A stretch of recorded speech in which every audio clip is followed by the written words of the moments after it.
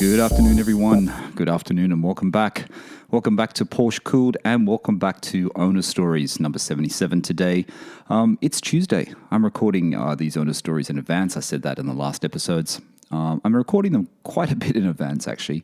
I think it's about a month in advance at the moment. I just wanted to get a few under my belt, as they say. I wanted to get a few under my belt so that I have enough there just in case my day job takes over, which it will again very, very shortly. But it's a Tuesday here in London.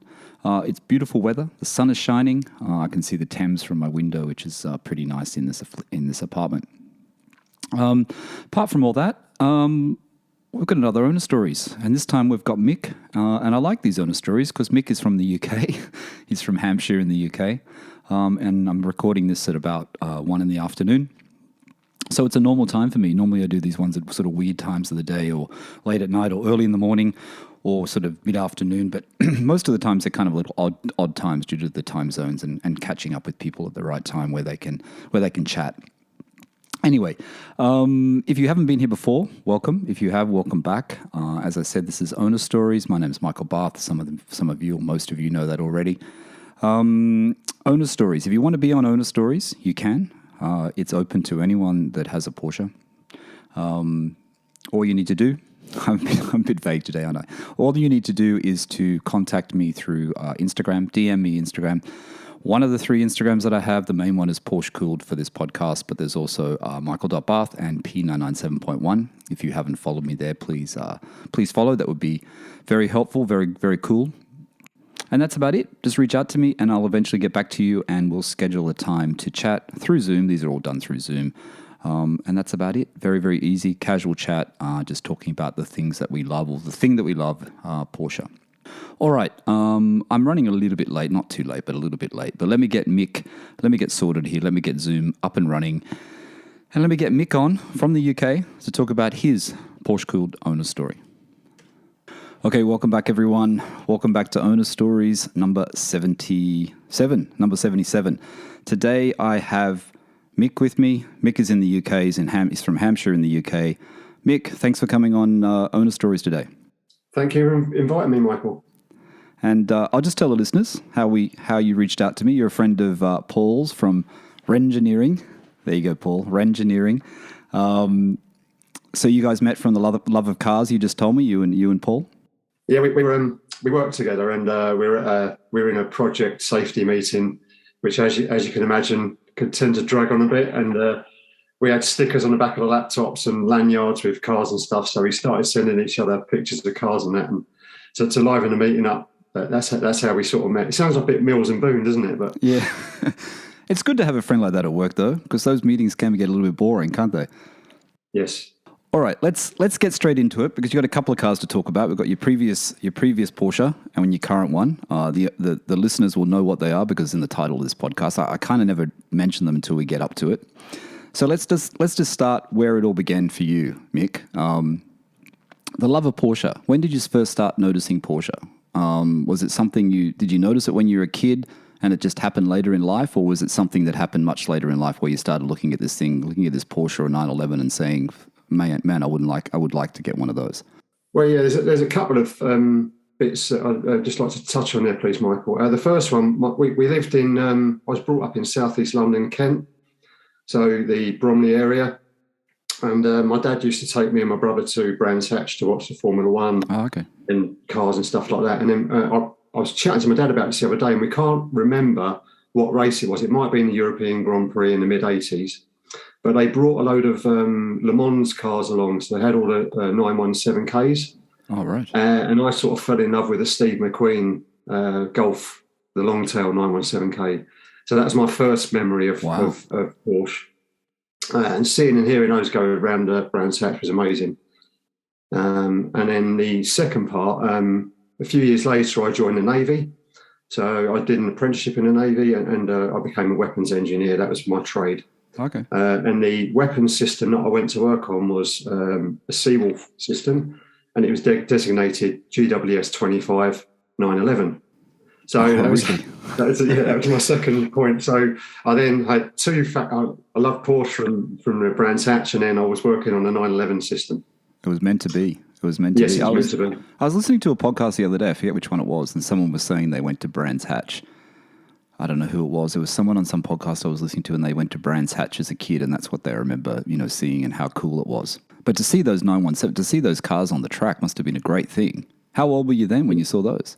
Well, I was probably 13, 14, something like that. Right, because it's such a rare thing, isn't it, to see? Yeah. Yeah. Yeah, and Steve McQueen is a cool guy, isn't he? He's probably the coolest Porsche driver out there, I think, or Patrick Dempsey maybe. But yeah, true. So you see that at Brands Hatch, the 911 on the weapon thing. So what happens with your car journey? You get your license. We always talk about, how exciting it is when we get our license. We get our license.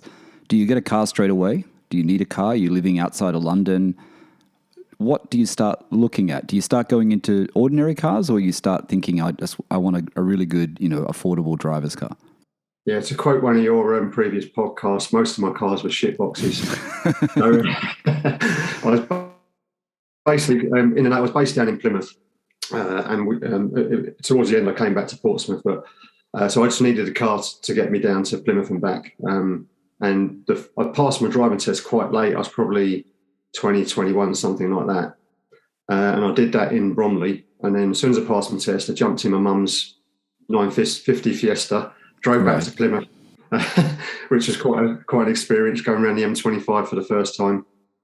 But my first proper car was a few years later. I bought a Mark II Golf GTI 16 valve, big bumper version. Nice. That was my first main car, first driver's car, if you like. Was that was used though? You bought that one used. Was it a good example? Was it a fun car to drive? It was a fun car to drive. Yeah, it had a few things going. It wasn't the best example, if I'm honest. Quite a few things were going wrong with it. Like electrics and things like was it the alternator, the battery, the electrics just wasn't. The car wasn't charging properly. The distributor was cracked. So I had all these things going wrong with it within the first couple of years. So, but it gave me a chance. There's space to tinker under the bonnet on one of those. So it gave me a chance to actually do some of the mechanics myself. Yeah, they're not too complicated, are they? Really, to work on? No, they're easy. Yeah, they're quite easy, aren't they? Yeah. Okay, so that's a good car. So you had the GTI Mark II. What next? Anything else memorable that came along after that? No. Nothing. So nothing. No. You sound like me. So my dad, on his 60th birthday, he went out and bought a 2002 Bug-Eye Subaru WRX STI Impreza. Okay. So that was my dad's 60th birthday present. And then so how old was he then? That was in 2002, obviously, yeah. So then in 2013, he got another Impreza. Okay. So I then took the family heirloom off him. So that was my next main car, the Bug-Eye, which was black and gold, black with gold wheels. So that was black with gold as well. But that's quite a good car though, right? Oh, it's a great car. Great car. Is that the best of the generation, the O2s, that generation? I'm not up on Subaru sort of knowledge, but is that a good generation? It's probably the previous generations were probably better. The the P1s and the 22Bs, they're the sought after ones.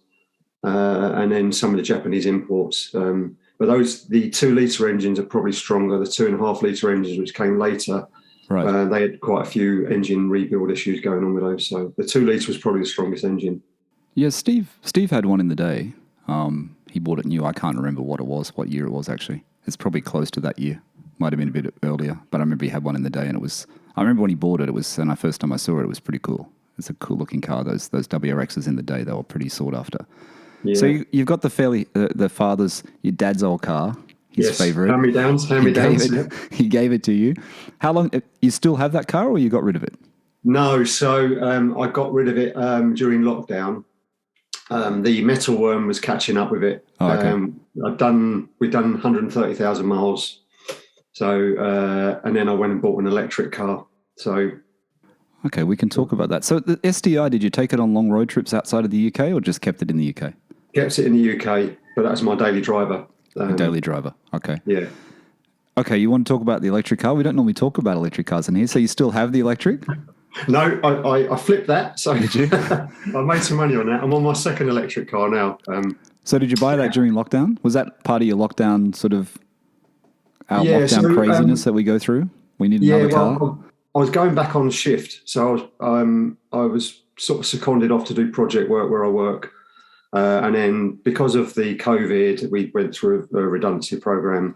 Yeah. So I sort of fell on my sword and said I'll go back on shift, which meant I'll be doing a lot more journeys. So VW were selling the ID3 at the time. Oh, yeah. They were giving really good discounts on them. Well, they weren't giving them away, but they were really cheap compared to what they are now. I like them actually, Mick. Yeah. I actually I see one all the time when I go on my run here in Canary Wharf out to Greenwich. There's always one parked, and I think it's not a bad looking car. It looks pretty good. Yeah, it's good. I mean, looks wise and driving wise, it's good. It's the software. They basically chucked them out with the basic software and nothing worked in them. And because we're in the right-hand drive in UK, the car was set up to be in Germany, so you had to lean across. Oh, right. The button, so it was The software is probably what's killing it at the moment, but they'll get there in the end. VW. But this is basically Audi Group, VW Group in general, isn't it? I mean, this is the same complaint you hear. I mean, I don't know, I just listen from what I listen and what I read, but the same with the Taycan, right? It's the same thing. The software is really not there. The sports car feel is there. Porsche's put that feel in the electric car, but if you want good software, you have to go for poor quality, lesser quality, and get a Tesla, correct? Because Tesla still are the winners in that field. Yeah, I mean, but I've just got an Ioniq 5 now. Okay. Which in my head, I'm calling it the modern day Integrale. Is it? Well, it looks. If you look at it at a certain angle, it looks like. No. That's it. Okay, I saw one yesterday. I think I saw one yesterday. I can't see that. No. But everything works in the Ioniq 5. And the car's quite good. It's better than the ID3. Okay, so software's better. Yeah, software's better, and everything seems to work. Okay, so that's the other car. That's the other car to the one you have now, to your Porsche. But so you have the electric. Where does the first Porsche fit in? Where did that come along? Because we haven't talked about that. So there must be a gap there where it came in. So tell the listeners about your first Porsche and what you were searching for. So the obviously 911 flagship Porsche model. I was reading. I've always wanted a 911 of whichever era, and I was reading a copy of Auto Express, and it was saying now is the time to buy. You can pick a 997.1 up for £30,000 in the UK, and I thought, I didn't realise they were that cheap because I'd taken my eye off the market. So I did some investigations, and I went to a few Porsche, not dealerships, but independents. We got a few good ones down on the south coast near Chichester. Right. And I sort of put my feelers out and said, look, I'm after a 997.1, specifically manual. I don't mind what colour, but I just want manual. And then I did some more research, and the more I looked into it, actually, because it was my first, I call it Porsche paranoid, where I was worried about the engine issues and et cetera, et cetera. So I talked myself into a Dot 2. Yeah. And then one came up at Chapel Sports Cars just outside Chichester on the A27, not too far from Goodwood. So we went down there, took it for a test drive. I got stuck down this little country road. I didn't know how to put the car into reverse because it's a weird push thing, isn't it? You got to push it and get. Yeah, I've had that problem too. About 5 minutes later, I was sweating. I managed to get it into reverse. Got it back to the car showroom, and we decided there and then we go for it. Yeah, it's funny about that reverse gear, isn't it? I had the same when I picked up my 911 when I bought it from Sydney from Scuderia Graziani. I took it back home, and I live quite close to the city, to the dealer, and I had to reverse it into my car park. Couldn't get it into reverse either. And I just felt like an idiot. Here I'm like, my wife's going, what's wrong? I said, I can't get it in reverse. I think there's something wrong with it. And then eventually I could. But yeah, one of those embarrassing first 911 moments. So the dealer you bought it from, 997.1, I've got a 997.1. And that Porsche sort of paranoid sort of thoughts that get into your head when you're looking for your first one. I mean, we all go a bit overboard, I think, don't we? We always we're always looking at every single thing, like every single thing has to be right. I had those same thoughts, I think, when I was looking at mine, but I just couldn't reach to a point too because, one, they were a lot more expensive in Australia. Mm-hmm. And two, not many of them came up. You know what I mean? They were quite rare.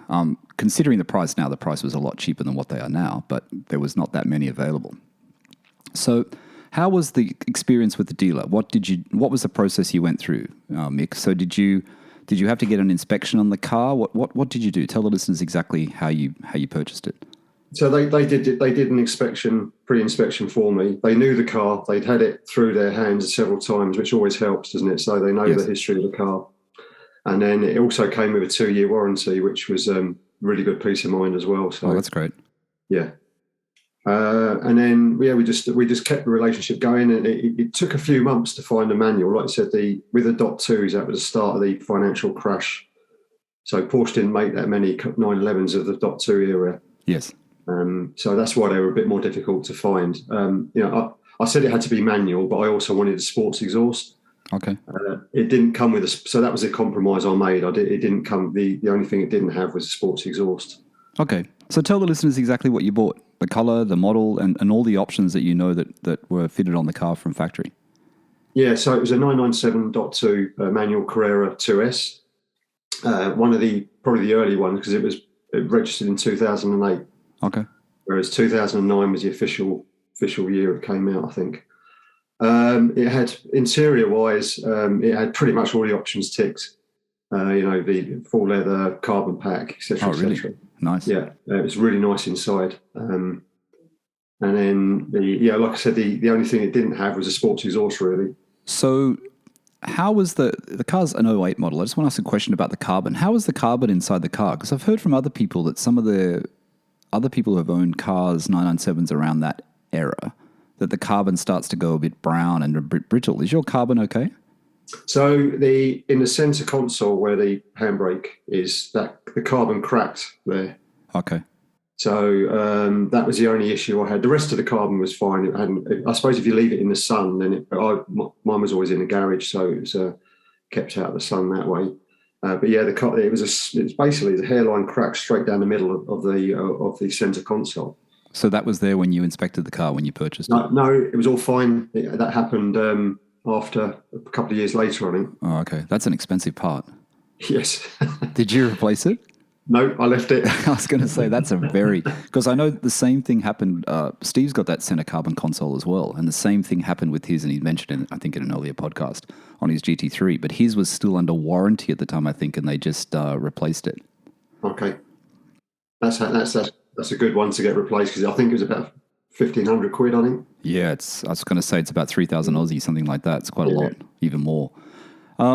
What colour is the 997? Did you mention the colour? Colour of miles. How many miles did it have on it when you bought it? So it had about 30,000 miles on it, and it was black. This one had silver wheels, so black with silver. Initially, it had silver wheels. And when did you pick that up, Mick? What year was that?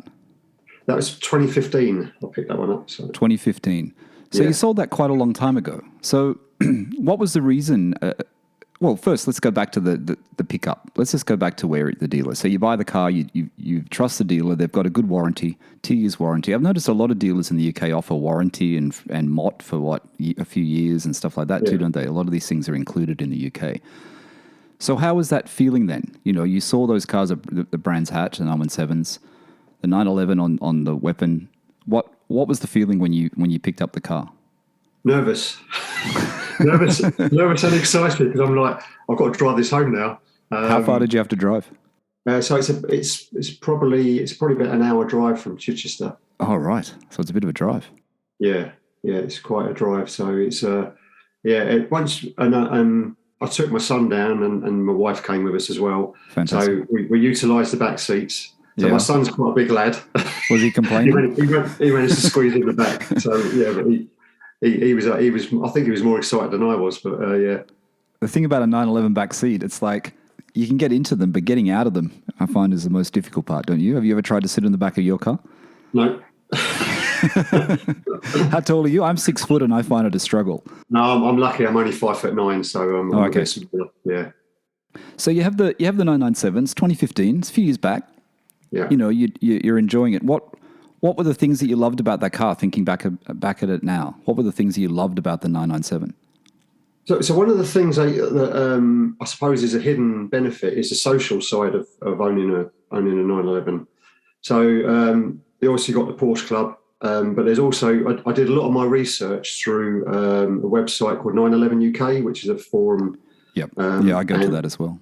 It's a really good forum, and there's hardly any. You go on Piston Heads, and you don't want to post anything in case you get your head ripped off. Yeah. So this place is good because it's a safe place. You can go and ask sensible questions and get sensible answers back. And those guys really helped. And in our area in Hampshire and Dorset, they're quite active on that 911 UK forum. So we used to meet up and go to lots of events and stuff like that. We used to go to Germany quite a lot as well. So we drive over to Germany once a year. Okay, so where did you take the car in Germany? So it's this time of year. There's I think it's the biggest Porsche show in the world. So it's in a place called Dinslaken. Right. Which is not far from Dusseldorf, and it's called Porsche Friends, and it's on May Day every year. Obviously, we haven't been for a couple of years, but we'd meet up. We'd have us different squadrons across the country, and we were the Southern Squadron, and we used to meet up at Portsmouth Porsche Centre in fancy dress and drive across to Germany. Yeah, so yeah, it was first year we went. Oh, we're going to Germany. Let's all go in Lederhosen. So, How many cars? How many cars? So there was about 12 cars. Oh, good. It's quite difficult to keep 12 cars together. I bet. Even because you've got turbos, you've got some air-cooled, you've got guys who don't like driving as fast as others. And when you hit the Autobahn, it's every man for himself. I bet. Yeah, but it's a really good event. A really good event. We meet up in we'd all stay in a hotel in Oberhausen, and then there'd be about 50 of us convoying from there down to Dinslaken, and then we get out, not realising how cold it would be in Germany because it's up quite high up in the mountains. Yeah, and we're all there in Lederhosen, and it's going across on a German radio show. Oh, really? This guy comes over and Phil, our organizer, he's larger than life. He's a real character. Right. And he comes up to Phil and he goes, "Why are you all dressed in lederhosen?" and Phil went, "Well, it's your national dress." We went, "Nine, Bavaria." And we were like, "Oh, cross." We just upset the whole of Germany. It's funny. Good fun. But the community's great, isn't it? I mean, that's the thing that you never realize with, I mean, I guess we know now more so with, podcasts and YouTube and everything, but the community, the community of Porsche when you buy one, it's just insane how great it is. I mean, there's just so many people that are so like-minded that you would never have realized that you would be in contact with. Yeah. So you're enjoying the 997. What about the listeners always like to know about the maintenance side of it and the cost of ownership of the 997. Was it a sensible car to own? Looking back at it, was it quite reliable? Yeah, I don't think I had anything go wrong with it, if I'm honest. Apart from the cracked carbon fibre, everything else was normal maintenance stuff. And we got some good independents around here which do servicing and stuff like that. So rather than take it to Porsche OPC, you can get it done at a Porsche independent, which is relatively it's cheaper, and rather than follow the 2-year interval schedules, you can probably do an oil change annually. Right. And gives you that peace of mind as well that it's actually the oils, because I'm not too keen on this 2 annual oil change. 2 annual, is it? Sorry, two yearly. 2 yearly, right? Yeah, no, it has to be yearly, right? Yeah, it has to be. Yeah, in my head. What are the good specialists down your way? So we got Barnes Sport have just opened up in just in Bournemouth. Right, and they're ex Porsche technicians, so they're really good guys down there. So okay, if you're ever down that way, pop in and say hello. They've always got coffee on the go. So fantastic.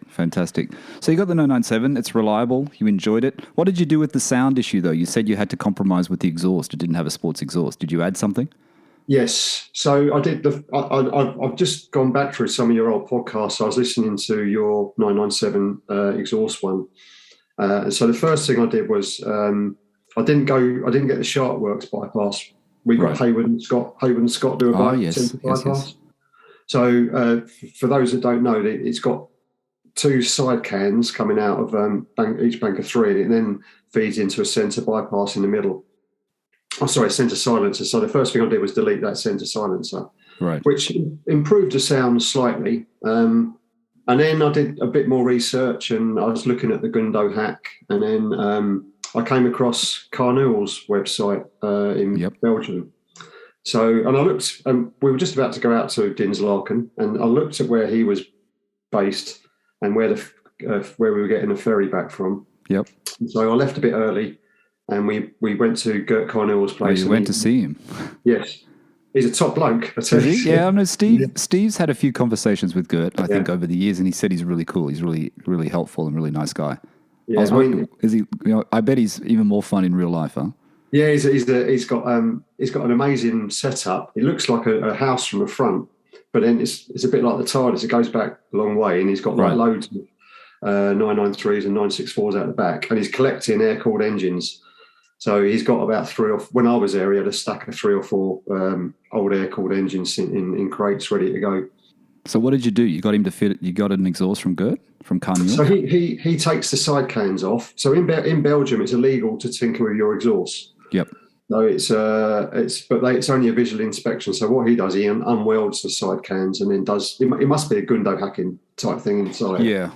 And then so it looks like a normal exhaust, but it sounds amazing. Fantastic. Yeah, it was a really good sound it was making. So. Yeah, I was always a bit jealous of people with 997.2s, and I've spoken about it before with the exhaust, because with the 997.1, the 997.2 you can have the Fister with the Sharkworks, right? Yeah. But with the 997.1 you can't, because the Sharkworks don't make that part, the center X pipe or whatever it is, right? Yeah. They don't have that part. But I think I was looking the other day, and I know I've never said great things about them, but there's nothing wrong with the company. But Soul Performance, I think, actually do. I saw on their website, someone sent me a message and said Soul Performance actually do it. You can do it for the 997.1. They'll do that for the 997.1. They've got some part where it deletes that center, and you can actually do it. So I haven't really looked into it, but I think it's not cheap. I think it's a few grand. It's not cheap. There is a company down Dorset way. I think they're called Top Gear. Okay. And they do, because one of my friends had a Dot 1, and his exhaust sounded.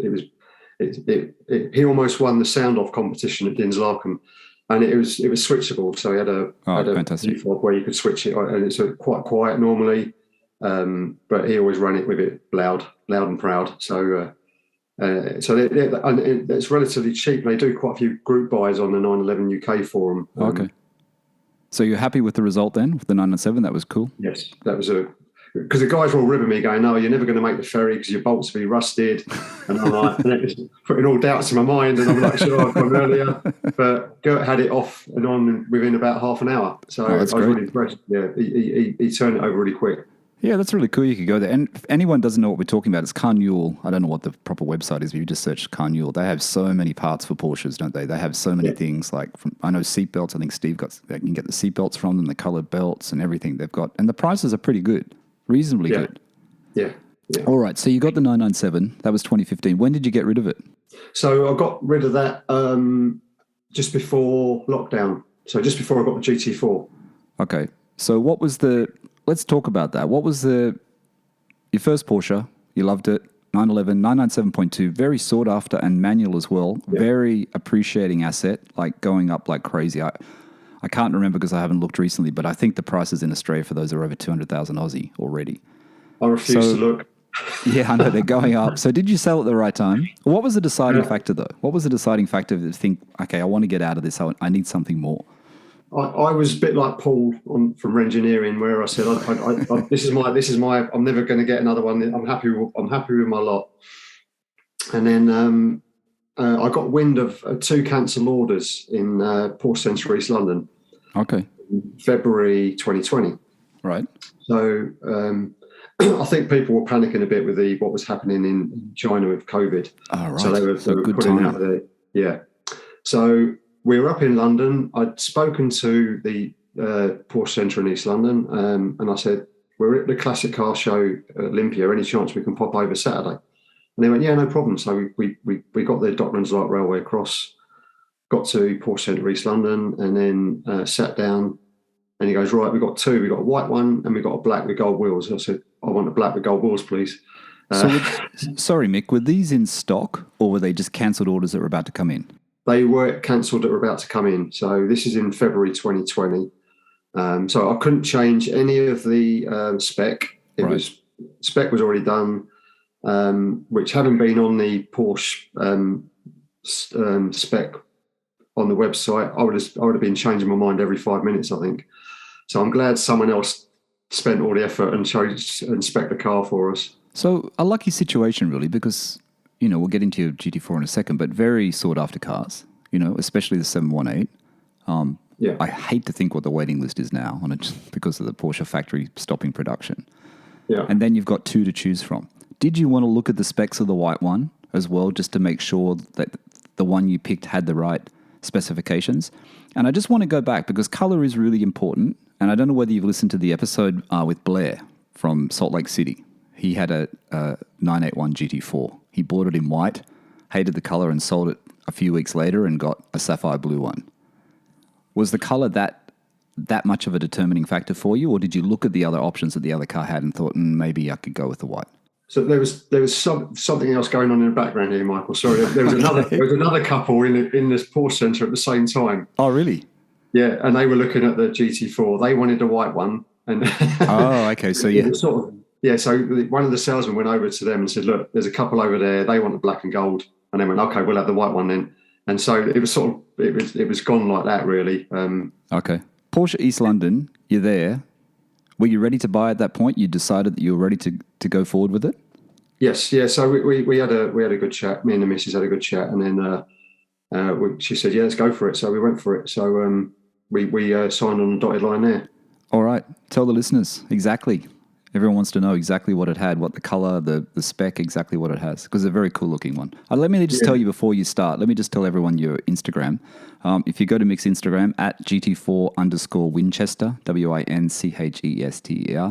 at GT4_Winchester, have a look, because he's got plenty of images on there of Porsches and his car, so you can look at it while we're talking. Mick, what was the spec? What did it have? So it's black with gold wheels, with the Arun gold wheels. It had the 918 buckets with the half roll cage and the fire extinguisher and harnesses, and it's got the yellow deviated stitching and the chrono pack. They're probably the main.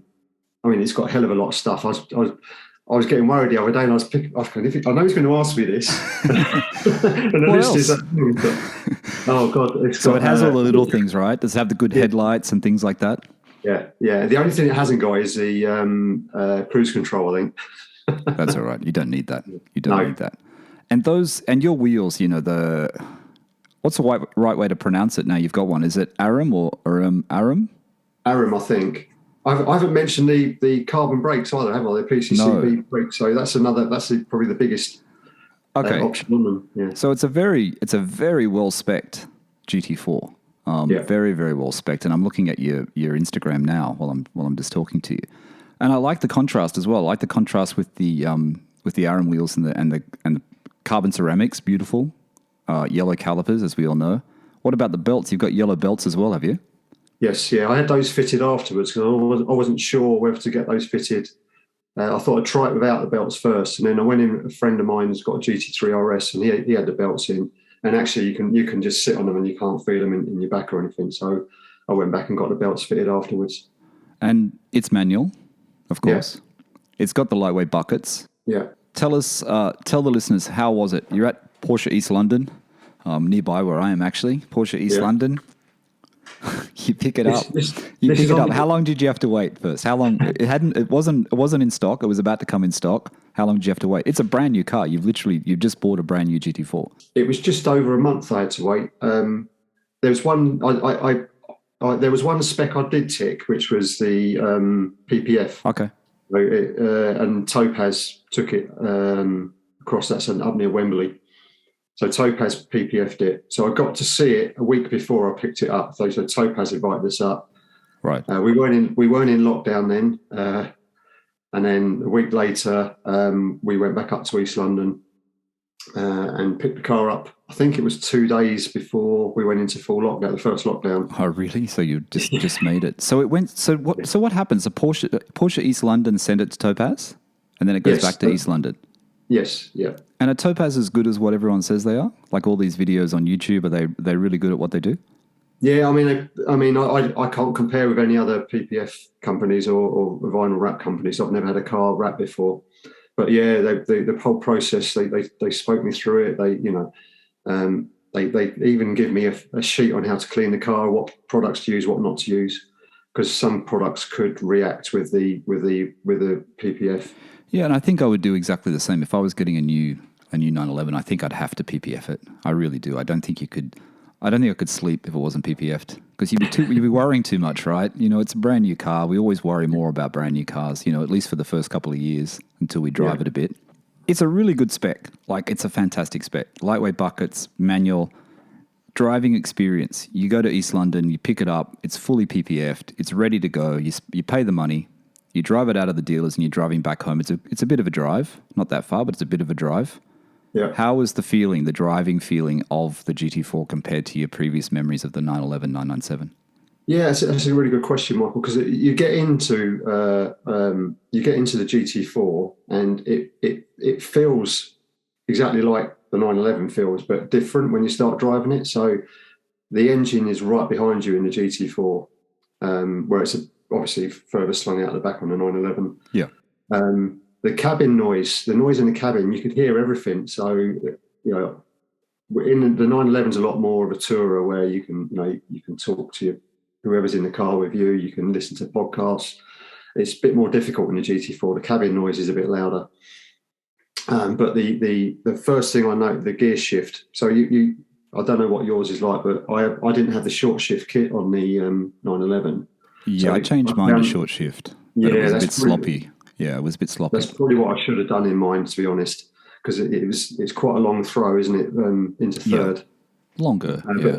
But the gearbox in this was amazing. So it was just it was definitely in. The gearing's a bit long, and that's recorded everywhere over the internet. Everyone says how long the gearing is, but you can work around that. Yeah, I hear the same things, and I don't know, when I listen to it, I think, is it really that much of an issue? Do you know what I mean? I don't know if it's that much of an issue, really.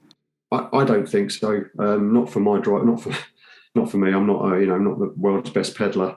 So you can work around it anyway. There's enough power in there to go up through the gears. But when I think of the GT4, and I think you just mentioned it then, I think and there's an owner stories that. I'm recording these owner stories in advance, but there would have been an owner stories that would have been published before yours, with Amanda and her Spider. And I think she mentioned the thing about the gearing as well. I think there was a thing about the gearing. But the thing about these cars, which I always think about, is that not only have you got that fantastic engine, you've got the fantastic engine. You're in a 718, you're in a GT4, so the engine, like you said, is closer. And then you're in the seats. That whole experience must be completely different to a 997. I think about what the 997 is like. And I'm guessing as in a GT4, there's less noise insulation as well, right? And that engine will be so powerful.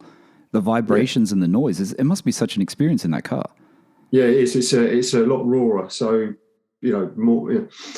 The 911 is a really powerful car, but when you jump in the GT4, it just feels a lot tighter and but it's a newer car, I suppose. So all the parts aren't worn out or wearing out, etc. So it feels like a really raw driving experience when you jump in. So how did you go with the running in period and stuff on the 718 on the GT4? What do you have to do? Did you follow it? I'm smiling. I was going to say that actually. Yeah. So smiling or laughing? I was wondering which. Yeah, cringing. So when I got the car, the guy at Porsche Centre East London said, you don't have to run these in. Really? They're ready to go. Okay. And I'm like, So I got the manual out, and it does say don't go over 4,000 revs until 3,000 kilometres, which is about 1,800 miles. Yep. And then you go on the forums, and everyone's got a different, you've got to increase 500 revs every 500 miles, etc., etc. So I did try and keep below 4,000 revs to start off with. Right. As I was rolling down the pit lane at Brands Hatch as I went through the 3,000 kilometres. So that was, I was trying to work it out. I had my first track day booked. This is after the first lockdown, so the track days were like rocking horse stuff. Yeah. So I managed to get on one at Brands Hatch, and I was rolling down the pit lane, and I'd just gone through the 3,000 kilometres as I was coming out onto the main straight there.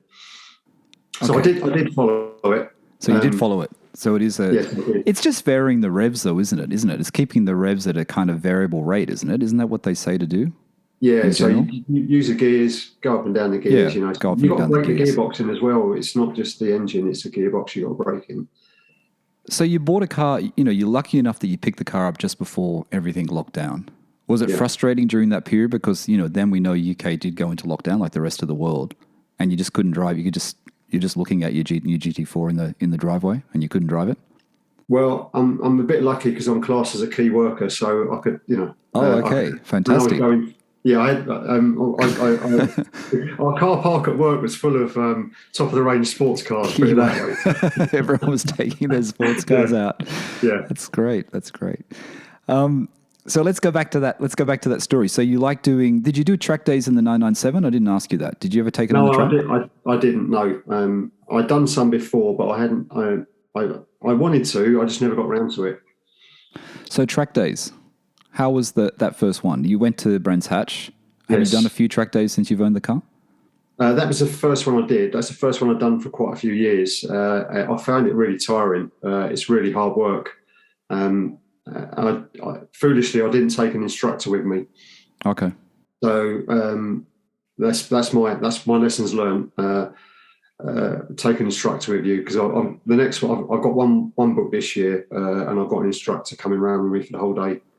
Oh, great. So just to try and make me a bit better because you can see different varying styles on track. I only do the Porsche Club track days because it's like-minded people. You hear horror stories about some of these other track days, so I'm a bit of a snob when it comes to track days, unfortunately. I'm still keen to do a track day. I don't know if I'd do it in the 997. I think I'd have to get something a little bit more hardcore.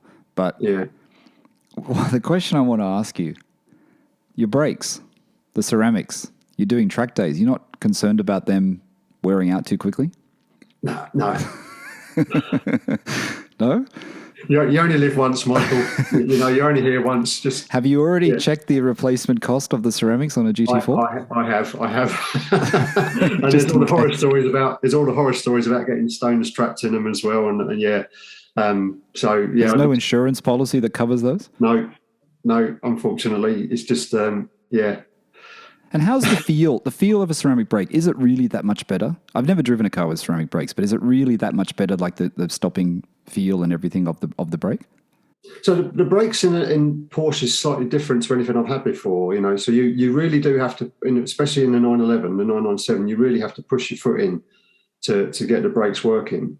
And it's pretty much the same for the GT4, but they just didn't seem to fade. So there was, they just kept going and going and going all day. Fantastic. The car went longer than was better at it than I was, put it that way. Right.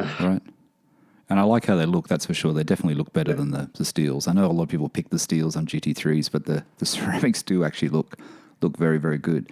So what about the way you drive a 718 GT4? Because I was speaking to someone the other day and they said they changed from I think they had a 911 and they have a mid-engine, 71 Cayman or Boxster.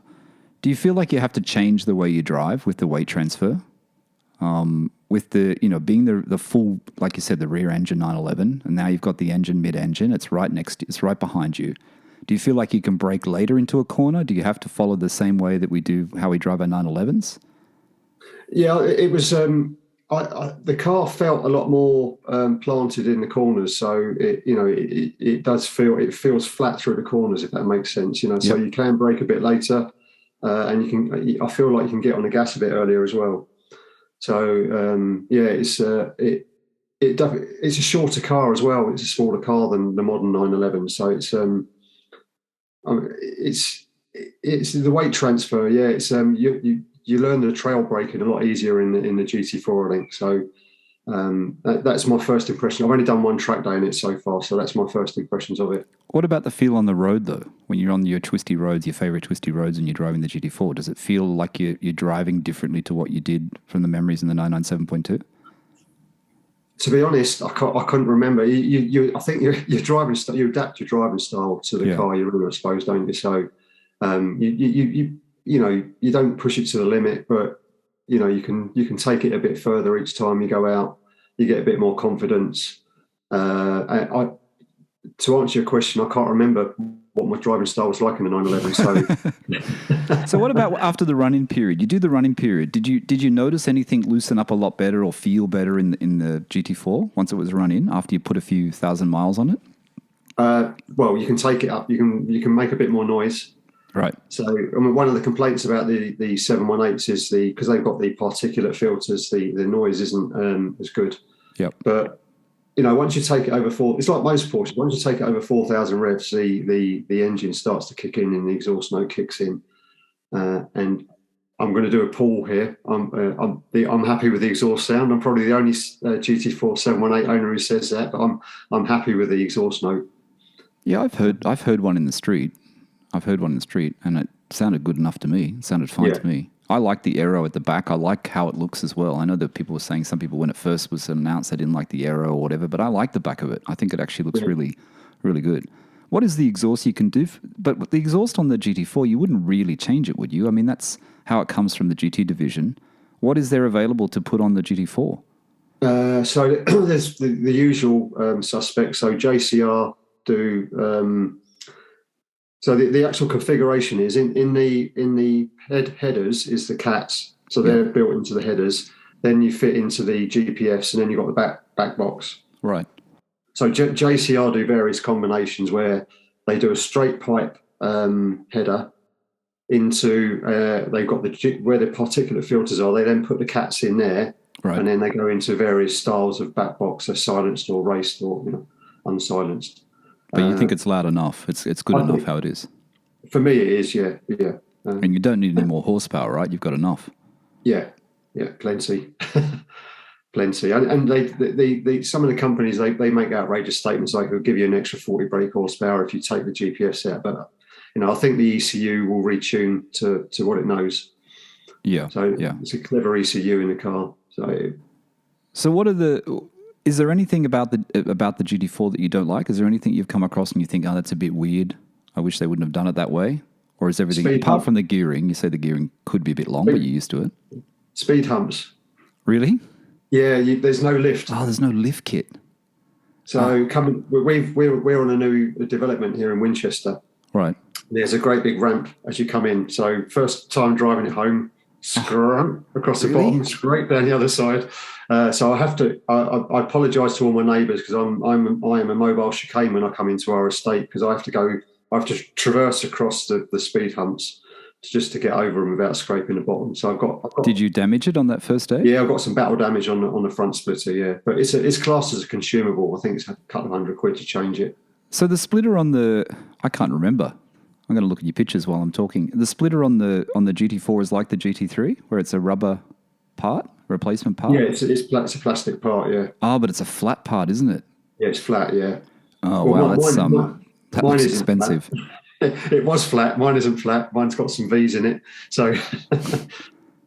That's right. It's a black part. I'm looking at images now. And I'll just tell everyone Mick's Instagram again, GT4_Winchester.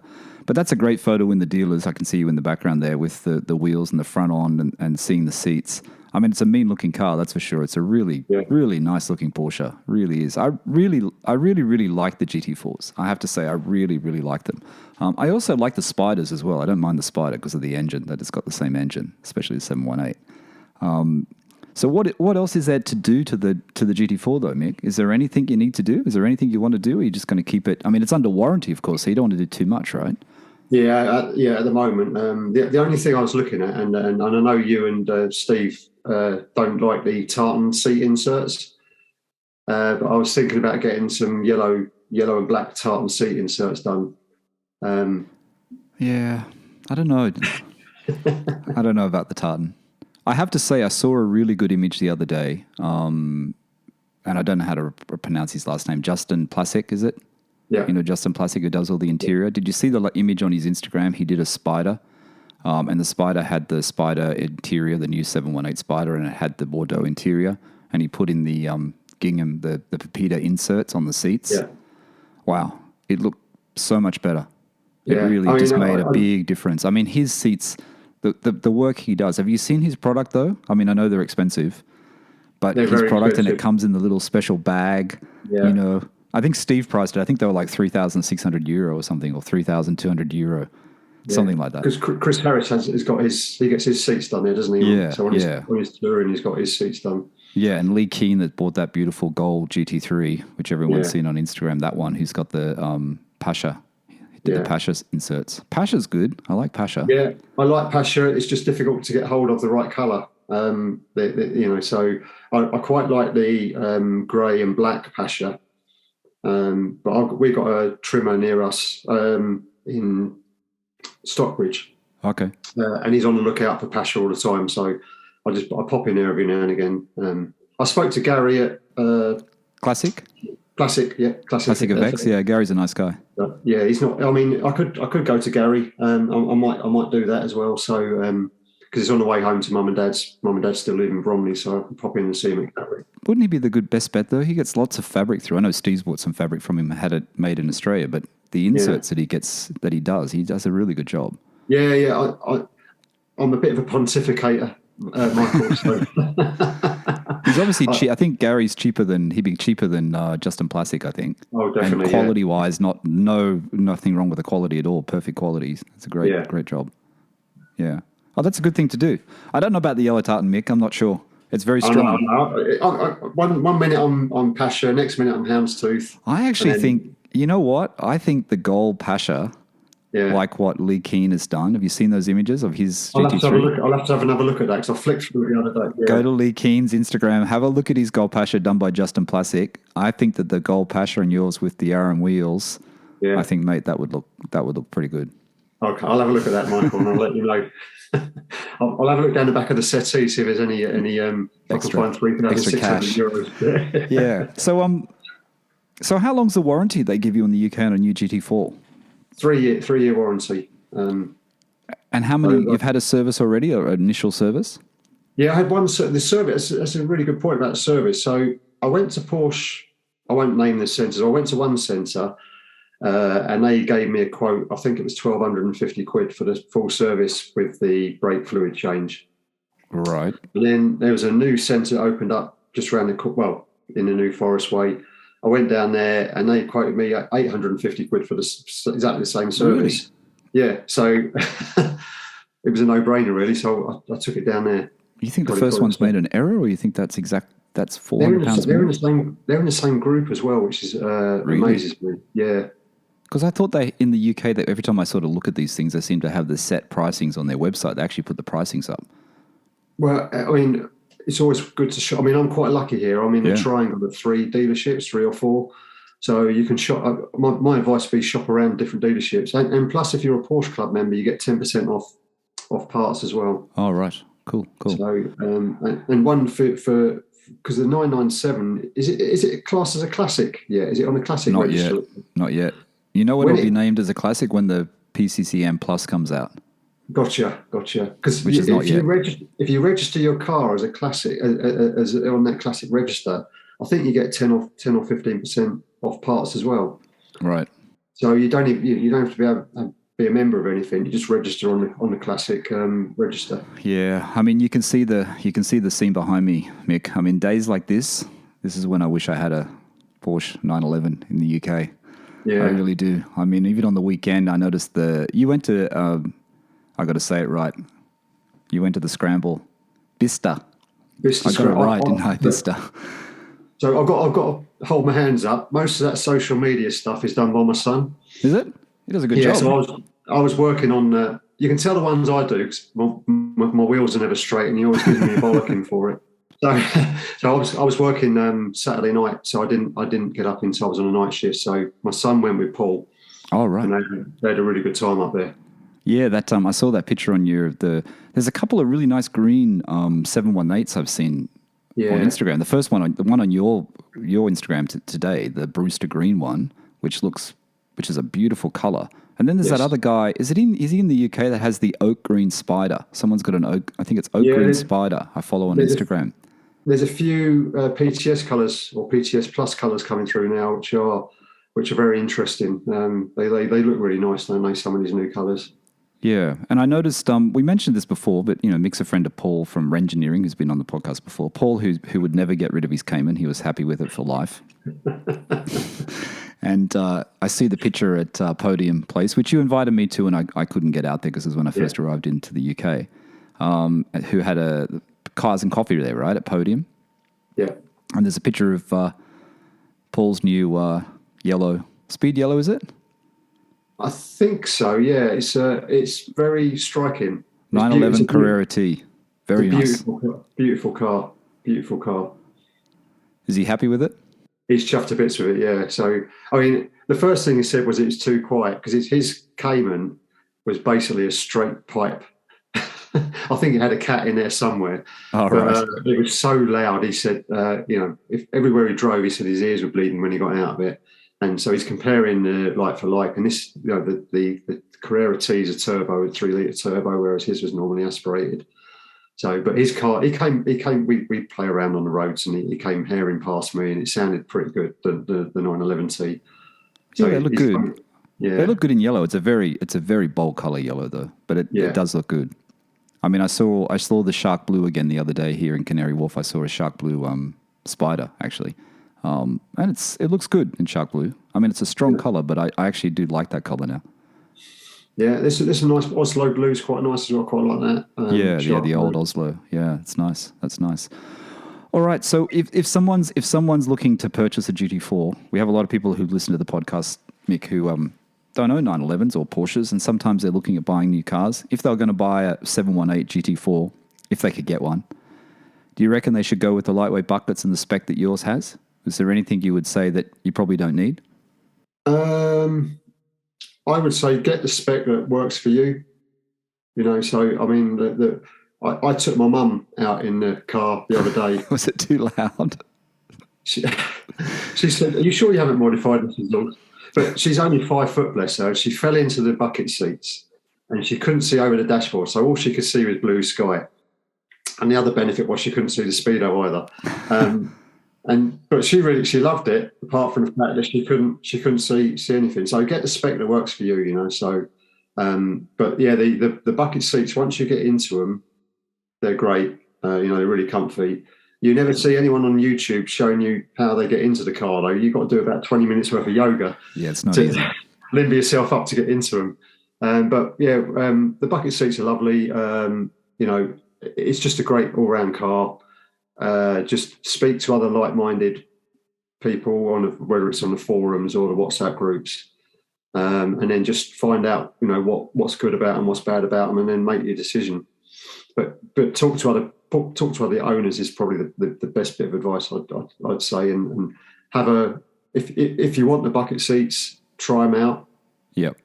Against the comfort seats, but the bucket seats, they do seem to, people want them. With the buckets in, and they are really comfy once you're in them. Yeah, they're hard to get into. They're a bit hard to get out. But once you know what you're doing, you're okay. I remember the first time I did it, it was a bit weird on Steve's GT3. But I love that seat. I think it gives you the experience when you're in that seat. The whole car feels completely different. It transforms the whole car, especially with the gear shift as well. The shifter that you've got just changes the whole car. What about now? You've got the GT4. I always like to talk about, we're getting towards the end of the podcast, but I always like to talk about favorite drives. Where have you taken the car? Where would you say if someone's coming to the UK, coming to your region, coming to your area, where should they take their 911 or their sports car for a drive? And where are the places that you want to take the GT4? Do you want to go into Germany with it? Do you want to go into Spain? What are the places you've got planned for the GT4 in the coming years? So to answer your first question, Al mentioned it the other week. He talked about, I was always going to say New Forest, but then I always question myself, well, we've driven in the New Forest and you've got great big pigs running down the road out here. You've got horses, you've got ponies. New Forest is great, but you've got to be really careful with the wildlife. Oh, okay. But it's rolling countryside and it's beautiful. We live on the south edge of the South Downs here. There's some great roads. So if you've been to Goodwood before, so we drive along the A27. So we've got down at Midhurst. There's some fantastic roads around there. There's just north of here, we've got the Cotswolds where Caffeine and Machine is. Yeah. And one of the first things I did with me and Connor, we went. My son, we took the GT4 out for a day. We just drove around the Cotswolds all day. Ended up at Cafe in the Machine, and then came back. We had a great day. The Cotswold is fantastic. For the driving roads around there are brilliant. So that's what those are the sort of areas I recommend to anyone coming over here. Fantastic. Where plans we've got. I'd love to drive to Scotland. Last year we holidayed twice in the UK. We went to the Peak District and Yorkshire, and there's some fantastic roads around there for driving. So drive up to Scotland via those two areas, Peak District, Yorkshire, then do the Northwest 500. And there's also some the Evo Triangle in Wales is another one on the bucket list to do. Very busy though, right? A lot of cars go there. Yeah, apparently so, yeah. Yeah, fantastic. I just watched did you watch the video on Harry's Garage on YouTube, his latest video with his Turbo S that he just bought, the red one? Yes. Where he takes it on the trip through Bilbao. He goes over to catches the ferry across. It's just on there. It's actually quite good. I didn't see that one. I normally watch some of these videos when I'm on night shifts at work. So yeah, it's quite a good one. I kind of laughed at the end. People who have watched it will know what I'm talking about. He gets to the point where he wanted to see in this rare part of Spain, and then he decides that he didn't realize it was going to be all gravel road. So he decides he doesn't want to take his very expensive air-cooled, rare Sonda Watch or whatever it is, Turbo S on that road. So I think it was a wise decision, but it's quite funny how he didn't care. He just said, I can't do it. I just can't do it. Yeah. So, Mick, we're almost at the end. Anything else you want to share with Actually, I want to ask you one other thing. I forgot. You said about the speed humps and it doesn't have a lift kit on the GT4. Is there something you can do to add the lift kit? Would you think about doing that? Or is that going to void your warranty, or is it something you don't think you need? I just know to take them at angles now, Michael. Okay. So like I said, apologies if you're stuck behind me going over a speed hump. But yeah, you just have to take them at a traverse across them rather than drive straight over them. Yeah, yeah. All right. What else? Anything else you want to share with the listeners before we go, Mick? I just like to say, but my son, Connor, so Rengineering was put together by Paul and a few of his friends, pretty much on the back of my son finishing university last year, and he struggled to get into employment. So his first job was, he was lucky enough to get an internship with Salon Privé. Oh, so right. he Fantastic. spent 3-4 months, in the car industry, setting up one of the biggest car shows in Britain. Great. He then went to work for Ordnance Survey, which is a big map company. I don't know if you've heard of them. And then he recently applied to a job for Mercedes Formula One team. Right. And he's just been accepted. Oh, fantastic. Congratulations. What a great. Yeah. He starts in beginning of May the 9th. And so we're all so proud of him for getting that job. And the first thing I said to him is, when is it bring your dad to day work? Yeah. What's your son's name? Connor. Connor, yeah. Congratulations, Connor. And I'm a fan of Mercedes as well, F1. I know a lot of people aren't at the moment, but I'm still a fan, so I'm not going to change there. Fantastic. So what does he specialize in? What is he doing? He's trained in engineering type field? No, he's not. No. I did say to him the job he went for is really technical, and I'm like, oh, you might have to learn how an engine works there, son. But his degree's in business, and part of his degree was supply chain and purchasing and stuff like that. So he's working in there. So they got two factories. They've got one at Brackley and one at Brixworth. So he's working at Brixworth, and that's the engine department. So they're supplying the engines to Aston Martin, McLaren, Williams, and obviously Mercedes, and they're also doing the engines for the Project One hypercar. Right. So, fantastic. Yeah. So the British F1, you'll have that special pass, the VIP hopefully. Pass, all access. Yeah. Have you been to Silverstone before, Michael? No, I haven't. Oh, I should, but I haven't. No. When is that on? What month is that? I'm a big F1 fan, as you know, but what month is that? It moves around a bit, but it's normally after Goodwood, Goodwood Festival of Speed. So it's probably So Goodwood's early this year, isn't it? So it might be beginning of July, I think. Well, I'm locked into going to Goodwood if I'm still in the UK, which is a bit up in the air. But if I am, my friend Nick, who was on very first Owner Stories, I don't know if you listened to Owner Stories number 1. He's a member of Goodwood, and he's organised tickets. and I'm going to be going there with Nick and Barry from another previous Owner Stories, Barry who has the GTS. Yeah. So that's planned for the 23rd of June. I'm supposed to be going. Yes, that might be that weekend actually. Yeah, and normally F1 is the weekend after, right? I think so. Yeah. It's a busy time in the UK. Yes. And I have to say that isn't that one thing that's great about the UK? And look, a lot of people who don't really know much about London or UK think, oh, it rains a lot. But, the best thing about the UK, and I've been here for a long time now, on and off, obviously we don't live here, but, because we have a flat here and we're coming here since 2012. The thing with the weather in the UK is everyone really enjoys the weather.